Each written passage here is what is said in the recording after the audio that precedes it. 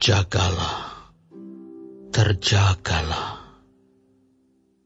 Kenakanlah kekuatanmu seperti pakaian, hai Sion.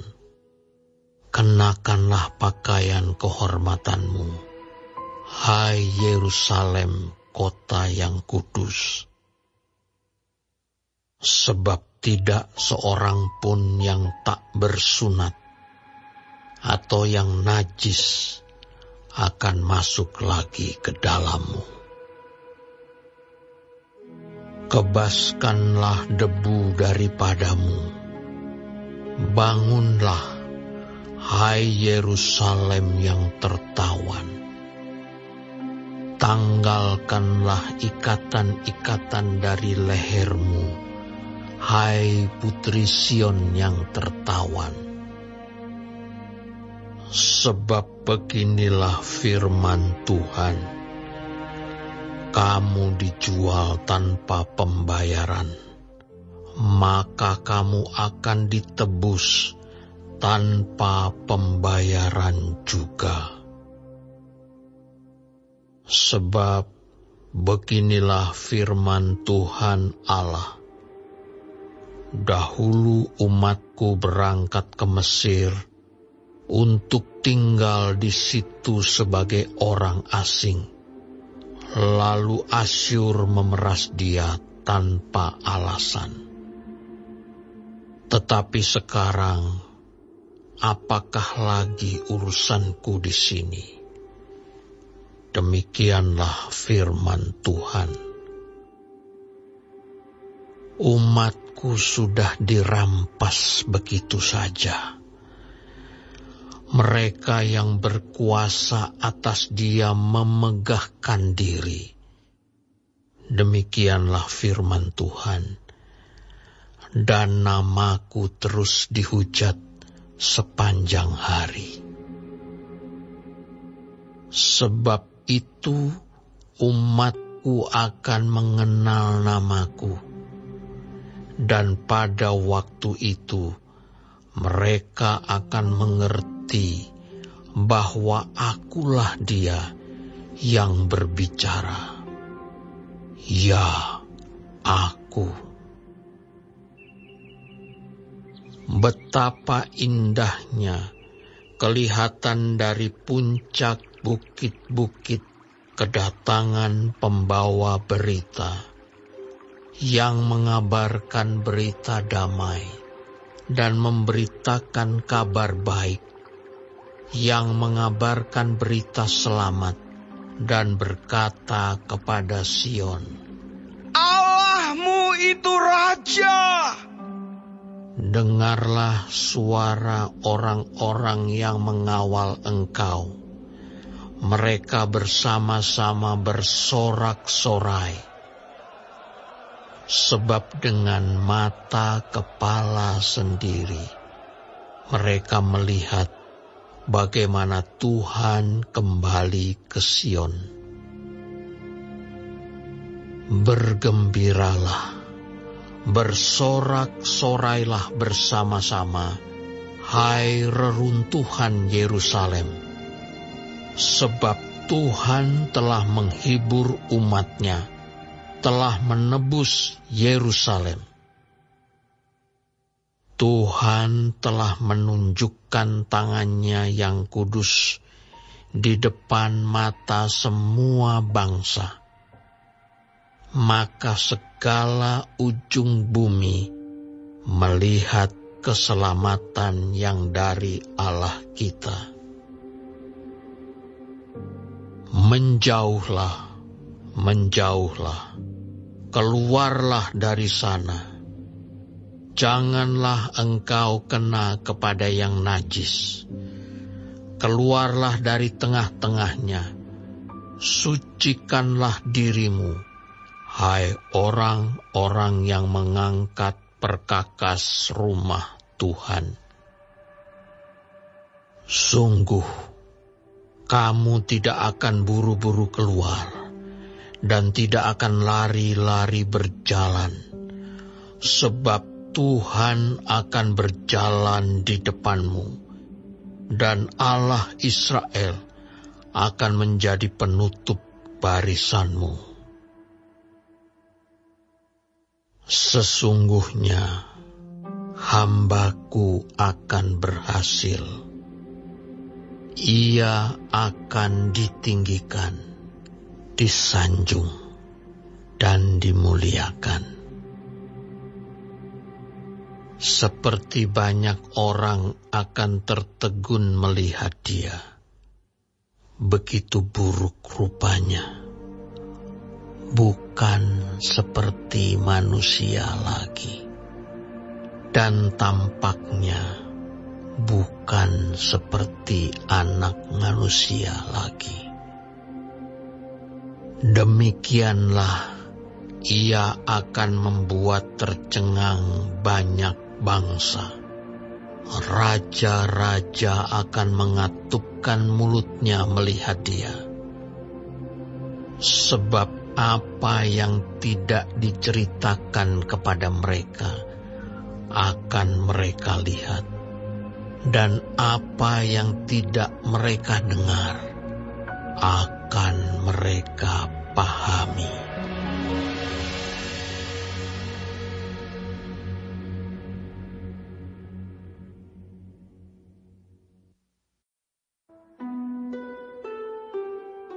Siapakah yang percaya kepada berita yang kami dengar? Dan kepada siapakah tangan kekuasaan Tuhan dinyatakan? Sebagai taruk, ia tumbuh di hadapan Tuhan, dan sebagai tunas dari tanah kering.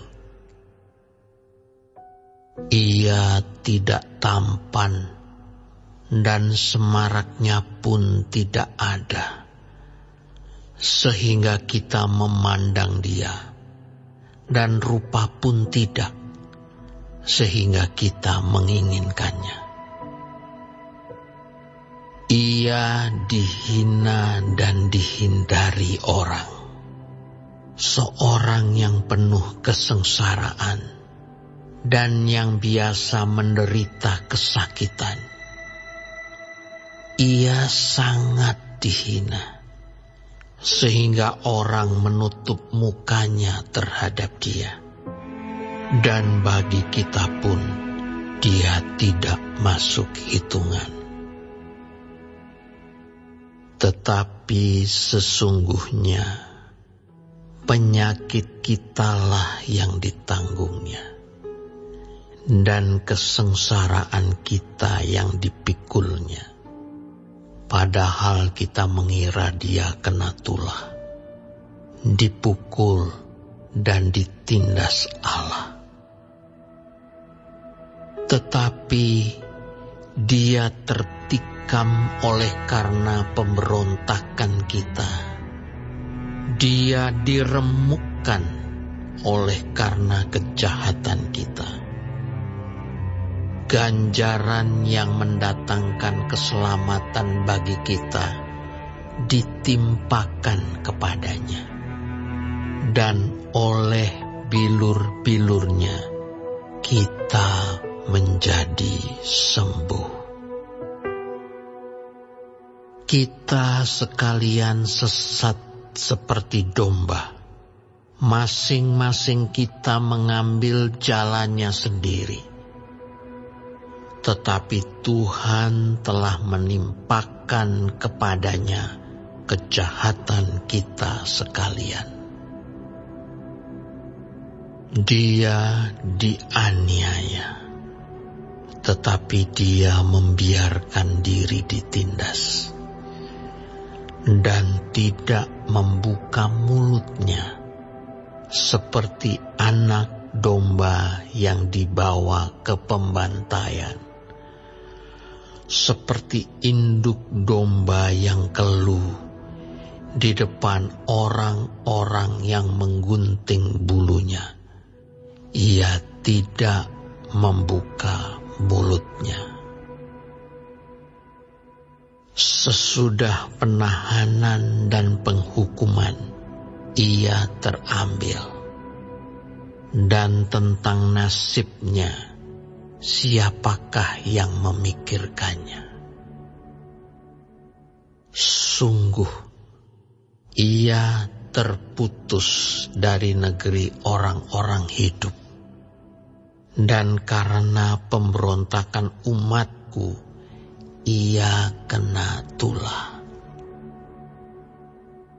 Orang menempatkan kuburnya di antara orang-orang fasik, dan dalam matinya ia ada di antara penjahat-penjahat. Sekalipun ia tidak berbuat kekerasan, dan tipu tidak ada dalam mulutnya. Tetapi Tuhan berkehendak meremukkan dia dengan kesakitan. Apabila ia menyerahkan dirinya sebagai korban penebus salah, ia akan melihat keturunannya. Umurnya akan lanjut, dan kehendak Tuhan akan terlaksana olehnya. Sesudah kesusahan jiwanya, ia akan melihat terang dan menjadi puas. Dan hambaku itu, sebagai orang yang benar, akan membenarkan banyak orang oleh hikmatnya, dan kejahatan mereka dia pikul.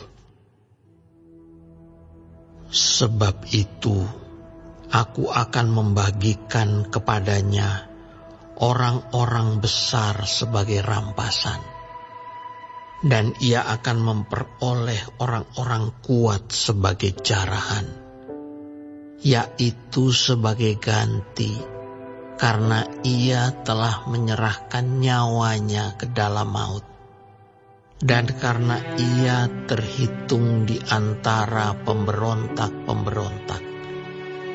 Sekalipun ia menanggung dosa banyak orang dan berdoa untuk pemberontak-pemberontak.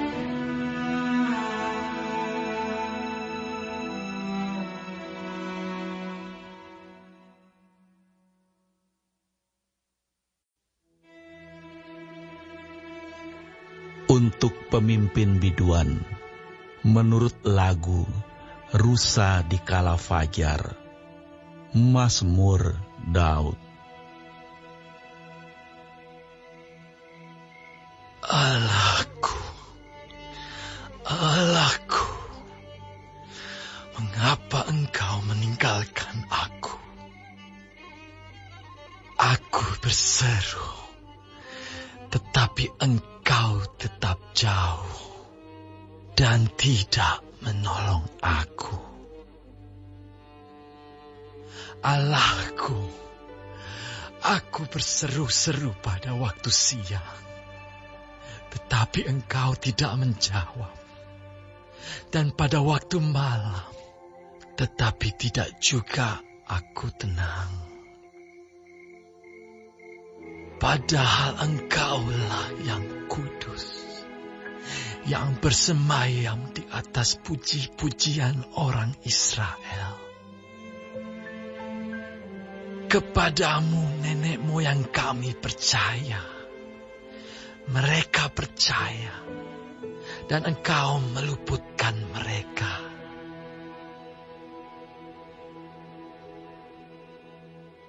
Kepadamu mereka berseru-seru, dan mereka terluput. Kepadamu mereka percaya, dan mereka tidak mendapat malu. Tetapi aku ini ulat dan bukan orang, celah bagi manusia, dihina oleh orang banyak. Semua yang melihat aku mengolok-olok aku. Mereka mencibirkan bibirnya, menggelengkan kepalanya. Ia menyerah kepada Tuhan. Biarlah Dia yang meluputkannya. Biarlah Dia yang melepaskannya. Bukankah Dia berkenan kepadanya? Ya, Engkau yang mengeluarkan aku dari kandungan. Engkau yang membuat aku aman pada dada ibuku. Kepadamu, aku diserahkan sejak aku lahir. Sejak dalam kandungan ibuku, Engkaulah Allahku. Janganlah jauh daripadaku, sebab kesusahan telah dekat, dan tidak ada yang menolong.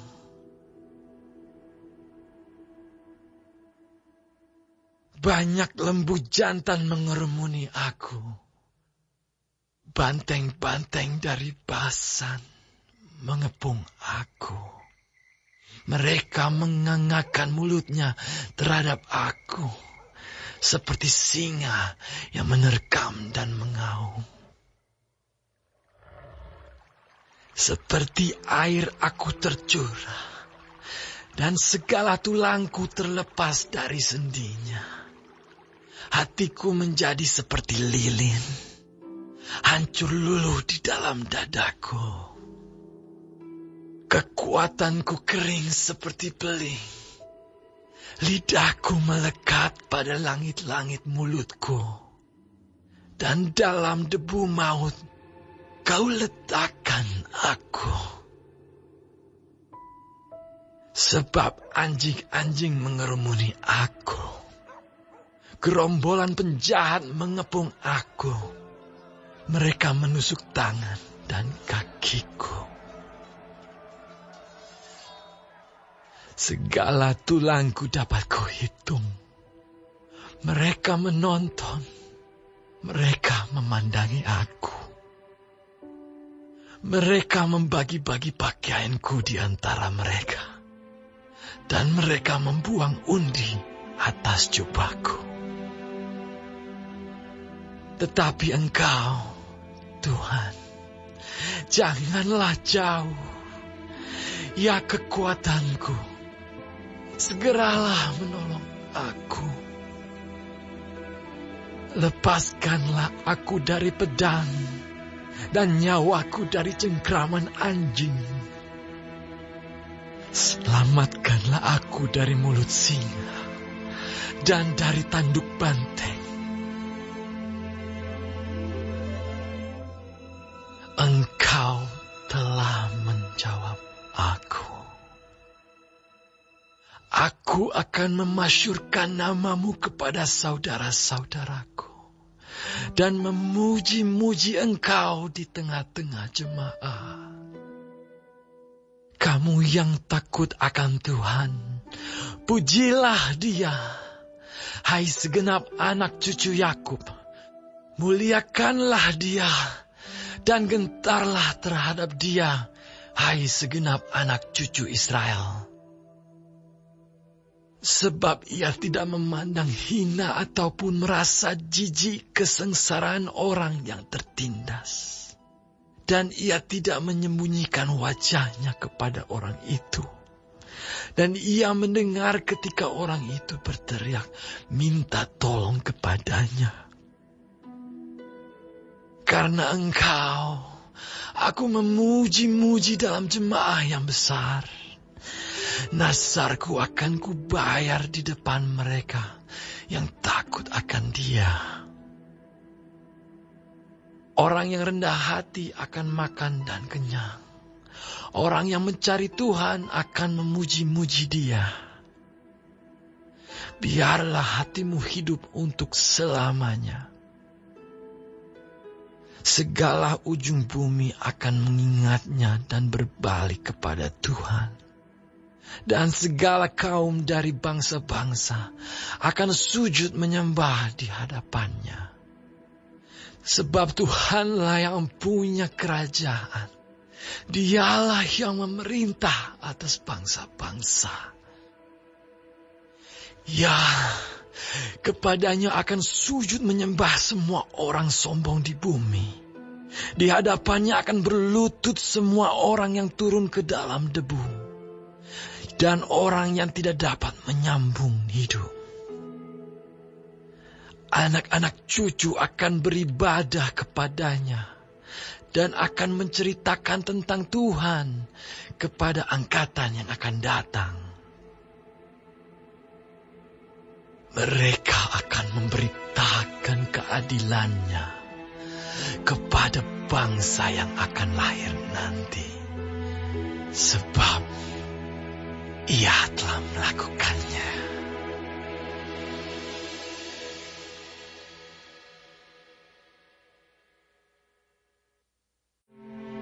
Seperti anting-anting emas dijungur babi, demikianlah perempuan cantik yang tidak susila. Keinginan orang benar mendatangkan bahagia semata-mata. Harapan orang fasik mendatangkan murka. Ketika Tuhan Yesus mengetahui bahwa orang-orang Farisi telah mendengar bahwa Ia memperoleh dan membaptis murid lebih banyak daripada Yohanes, meskipun Yesus sendiri tidak membaptis, melainkan murid-muridnya, Ia pun meninggalkan Yudea dan kembali lagi ke Galilea. Ia harus melintasi daerah Samaria. Maka sampailah ia ke sebuah kota di Samaria yang bernama Sikar, dekat tanah yang diberikan Yakub dahulu kepada anaknya Yusuf. Di situ terdapat sumur Yakub. Yesus sangat letih oleh perjalanan, karena itu ia duduk di pinggir sumur itu. Hari kira-kira pukul 12. Maka datanglah seorang perempuan Samaria hendak menimba air. Kata Yesus kepadanya, "Berilah aku minum," sebab murid-muridnya telah pergi ke kota membeli makanan. Maka kata perempuan Samaria itu kepadanya, "Masakan engkau seorang Yahudi minta minum kepadaku seorang Samaria?" Sebab orang Yahudi tidak bergaul dengan orang Samaria. Jawab Yesus kepadanya, "Jikalau engkau tahu tentang karunia Allah, dan siapakah dia yang berkata kepadamu, 'Berilah aku minum,' niscaya engkau telah meminta kepadanya, dan ia telah memberikan kepadamu air hidup." Kata perempuan itu kepadanya, "Tuhan, engkau tidak punya timba, dan sumur ini amat dalam. Dari manakah engkau memperoleh air hidup itu? Adakah engkau lebih besar daripada bapa kami Yakub, yang memberikan sumur ini kepada kami, dan yang telah minum sendiri dari dalamnya, ia serta anak-anaknya dan ternaknya?" Jawab Yesus kepadanya, "Barang siapa minum air ini, ia akan haus lagi. Tetapi barang siapa minum air yang akan kuberikan kepadanya, ia tidak akan haus untuk selama-lamanya. Sebaliknya, air yang akan kuberikan kepadanya akan menjadi mata air di dalam dirinya, yang terus-menerus memancar sampai kepada hidup yang kekal." Kata perempuan itu kepadanya, "Tuhan, berikanlah aku air itu, supaya aku tidak haus dan tidak usah datang lagi ke sini untuk menimba air." Kata Yesus kepadanya, "Pergilah, panggillah suamimu dan datang ke sini." Kata perempuan itu, "Aku tidak mempunyai suami." Kata Yesus kepadanya, "Tepat katamu, bahwa engkau tidak mempunyai suami. Sebab engkau sudah mempunyai 5 suami, dan yang ada sekarang padamu bukanlah suamimu. Dalam hal ini engkau berkata benar." Kata perempuan itu kepadanya, "Tuhan, nyata sekarang padaku bahwa engkau seorang nabi. Nenek moyang kami menyembah di atas gunung ini, tetapi kamu katakan bahwa Yerusalemlah tempat orang menyembah." Kata Yesus kepadanya, "Percayalah kepadaku, hai perempuan, saatnya akan tiba, bahwa kamu akan menyembah Bapa bukan di gunung ini, dan bukan juga di Yerusalem. Kamu menyembah apa yang tidak kamu kenal. Kami menyembah apa yang kami kenal. Sebab keselamatan datang dari bangsa Yahudi. Tetapi saatnya akan datang, dan sudah tiba sekarang, bahwa penyembah-penyembah benar akan menyembah Bapa dalam roh dan kebenaran. Sebab Bapa menghendaki penyembah-penyembah demikian. Allah itu roh, dan barang siapa menyembah Dia, harus menyembahnya dalam roh dan kebenaran." Jawab perempuan itu kepadanya, "Aku tahu bahwa Mesias akan datang, yang disebut juga Kristus. Apabila ia datang, ia akan memberitakan segala sesuatu kepada kami." Kata Yesus kepadanya, Akulah dia yang sedang berkata-kata dengan engkau. Pada waktu itu datanglah murid-muridnya, dan mereka heran bahwa ia sedang bercakap-cakap dengan seorang perempuan. Tetapi tidak seorang pun yang berkata, "Apa yang engkau kehendaki?"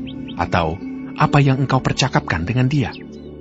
Maka perempuan itu meninggalkan tempayannya di situ, lalu pergi ke kota dan berkata kepada orang-orang yang di situ, "Mari, lihat! Di sana ada seorang yang mengatakan kepadaku segala sesuatu yang telah kuperbuat. Mungkinkah dia Kristus itu?" Maka mereka pun pergi keluar kota, lalu datang kepada Yesus. Sementara itu murid-muridnya mengajak dia, katanya, "Rabi, makanlah." Akan tetapi ia berkata kepada mereka, Padaku ada makanan yang tidak kamu kenal. Maka murid-murid itu berkata seorang kepada yang lain, "Adakah orang yang telah membawa sesuatu kepadanya untuk dimakan?" Kata Yesus kepada mereka, Makananku ialah melakukan kehendak Dia yang mengutus aku dan menyelesaikan pekerjaannya. Bukankah kamu mengatakan, 4 bulan lagi tibalah musim menuai? Tetapi aku berkata kepadamu, lihatlah sekelilingmu, dan pandanglah ladang-ladang yang sudah menguning dan matang untuk dituai.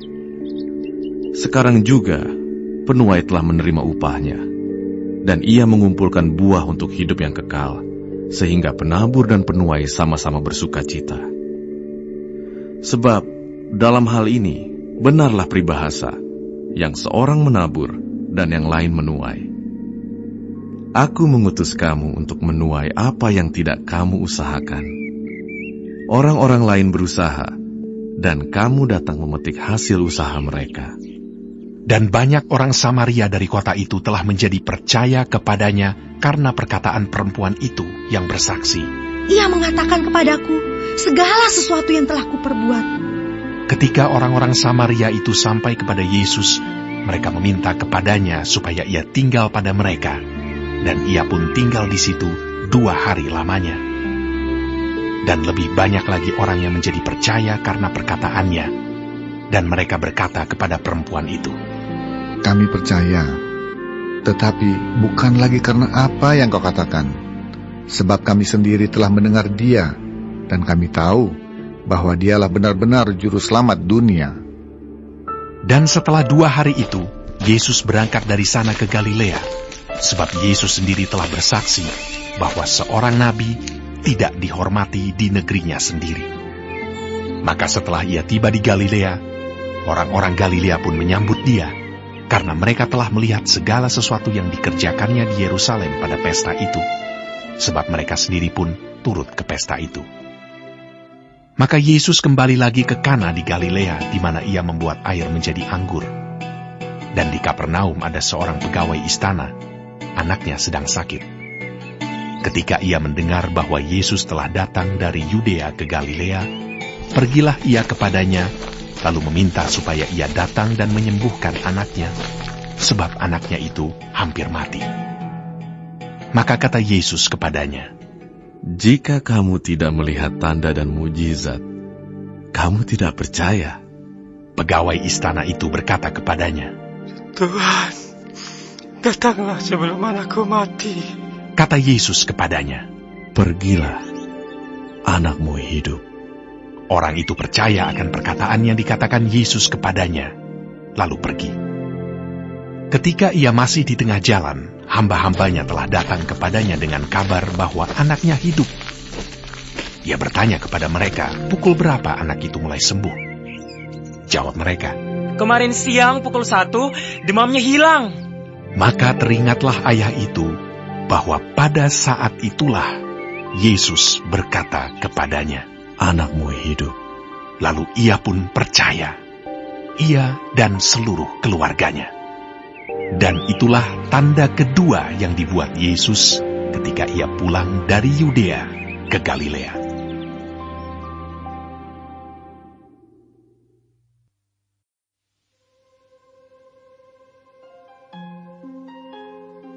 Karena itu, buanglah segala kejahatan, segala tipu muslihat, dan segala macam kemunafikan, kedengkian, dan fitnah.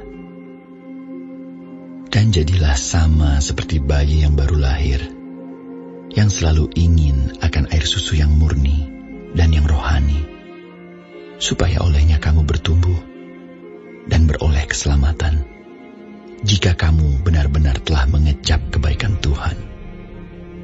Dan datanglah kepadanya batu yang hidup itu, yang memang dibuang oleh manusia, tetapi yang dipilih dan dihormat di hadirat Allah.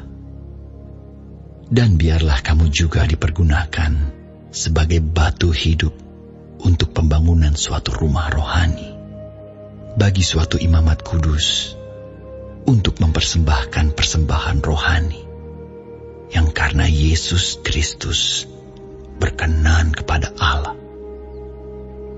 Sebab ada tertulis dalam kitab suci, sesungguhnya aku meletakkan di Sion sebuah batu yang terpilih, sebuah batu penjuru yang mahal, dan siapa yang percaya kepadanya tidak akan dipermalukan. Karena itu bagi kamu yang percaya, ia mahal. Tetapi bagi mereka yang tidak percaya, batu yang telah dibuang oleh tukang-tukang bangunan telah menjadi batu penjuru, juga telah menjadi batu sentuhan dan suatu batu sandungan. Mereka tersandung padanya karena mereka tidak taat kepada firman Allah, dan untuk itu mereka juga telah disediakan. Tetapi kamulah bangsa yang terpilih, imamat yang rajani, bangsa yang kudus, umat kepunyaan Allah sendiri, supaya kamu memberitakan perbuatan-perbuatan yang besar dari Dia, yang telah memanggil kamu keluar dari kegelapan kepada terangnya yang ajaib.